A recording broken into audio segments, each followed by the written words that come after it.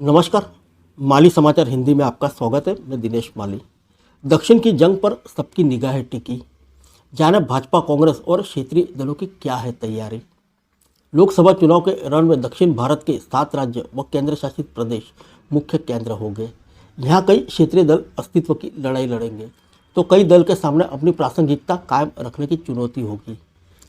देश की 3 दिशाओं पूर्व, पश्चिम और उत्तर में संघर्ष कर रही कांग्रेस के लिए दक्षिण ही मजबूत आश्रय की तरह है। तो 370 सीटों के नारे के साथ मैदान में उतरी भाजपा का सपना भी दक्षिण से मिलने वाली दक्षिणा के बिना पूरा नहीं होगा।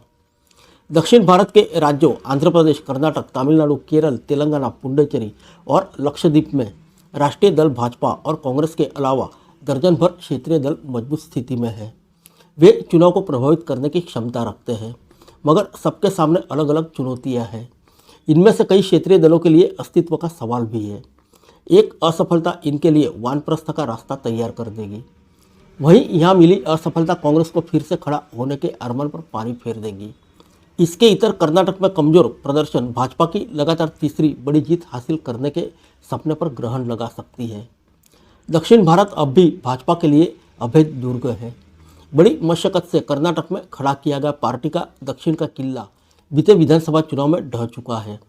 पार्टी अपना प्रभाव कर्नाटक और तेलंगाना से बाहर नहीं बढ़ा पाई। पार्टी की कोशिश इन राज्यों में अपनी सीटों की संख्या 29 से आगे बढ़ाने की है।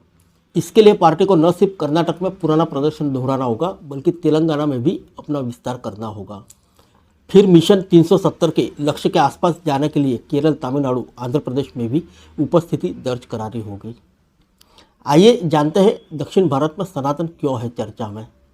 दक्षिण भारत से जुड़े क्षेत्रीय दलों की ही नहीं, बल्कि कांग्रेस के कुछ नेताओं के विवादास्पद बयान चर्चा में रहे हैं। इससे संदेश गया है कि कांग्रेस और उससे जुड़े क्षेत्रीय दल स्थानीय भावनाओं को भुलाने के साथ सियासी जंग को दक्षिण बनाम उत्तर बनाने की कोशिश में है। तमिलनाडु में डीएमके नेता और मुख्यमंत्री एमके स्टालिन के बेटे उदयनिधि की सनातन धर्म विरोधी टिप्पणी के साथ ही ये राजा की ओर से भारत को देश की जगह उपमहाद्वीप बताने पर विवाद हुआ। तेलंगाना के कांग्रेसी मुख्यमंत्री ने पूर्व मुख्यमंत्री केसीआर के बिहारी जीन का होने का दावा किया। इस बयान के मद्देनजर भाजपा ने कांग्रेस और उसकी सहयोगी पर सियासी लाभ के लिए देश को संघीय ढांचे से खिलवाड़ करने का आरोप लगाया है। आइए जानते हैं कांग्रेस के बारे में। कांग्रेस वर्तमान में जिन 3 राज्यों में सत्ता में है, उनमें 2 कर्नाटक और 1 तेलंगाना दक्षिण भारत में ही है। इसी दक्षिण भारत में पार्टी तमिलनाडु की सत्ता में भागीदार है, तो केरल में मुख्य विपक्षी दल है। सम्मानजनक नतीजे के लिए कांग्रेस के पास दक्षिण में चमत्कार करने के अलावा दूसरा कोई विकल्प नहीं है। आइए जानते हैं क्षेत्रीय दलों के बारे में। इस बार के नतीजे कई क्षेत्रीय दलों का भविष्य भी तय करेंगे। उपस्थिति दर्ज कराने में नाकाम रहने पर केरल में वाम दल, आंध्र प्रदेश में टीडीपी, तेलंगाना में बीआरएस, तमिलनाडु में अन्ना द्रमुक को बड़ी कीमत चुकानी होगी।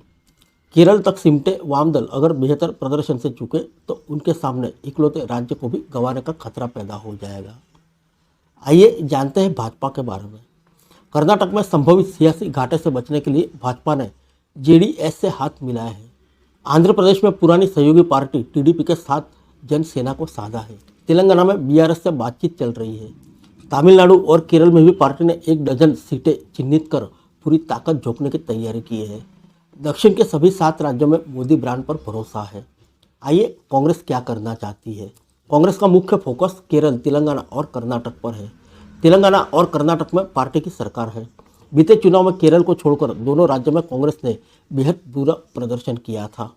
केरल में पुराना प्रदर्शन दोहराने के लिए पार्टी के पूर्व अध्यक्ष राहुल गांधी ने एक बार फिर से वायनाड सीट से चुनाव लड़ रहे हैं, जबकि तमिलनाडु में अपनी पार्टी सहयोगी डीएमके के भरोसे ही है। फिर मिलेंगे अगले बुलेटिन में अन्य किसी खबर के साथ। तब तक के लिए इजाज़त दीजिए। नमस्कार।